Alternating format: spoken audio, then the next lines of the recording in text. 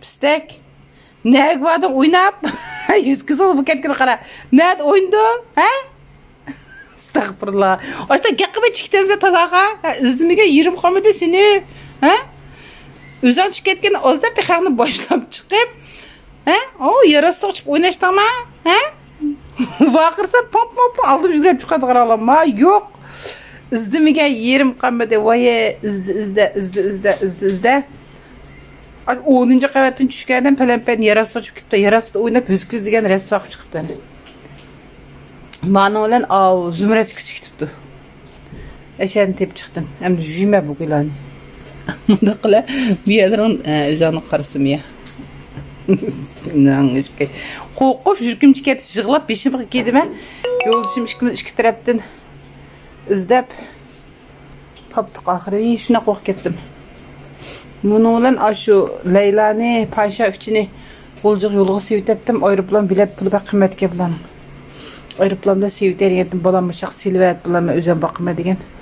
Meni aldımda berip tutsun. Keyin 10-cu elmen barmı. Qo'rq ketdim bulam. Erkek balam qo'rq ketdim jülküm. Ben qo'rq ketdim. Mijon ne ketdi? Piskim ne ketdi dedim. Anam canım. Leyla mekla siz keşke işini bir kıp yatmayayım Mekke. Ertekkin geldi ama seninki Mekke. Allah Leyla. Çat koymanınki. Dünyanın beğen. Ucuğu da yuvanıp gitsiz. Neymiş işini bir kıp yatsız keşke. Ertekkiniz geldi ama. Ha? Makbutluğunuz aldırıp kire için de ösep gitti. Oycun. Başka zaman jüp koyma bir gen. Pistek şıkılmanım. Jüp pak kız kalıp alırım ama tüflerini ilip putlarınınki. Dağla koltuğumuza çıkıyor üstüm kimde kan kırıp bakayım. Balamın koltuğuna çıkıyor ösep geçip de. Evite yem tüflerini.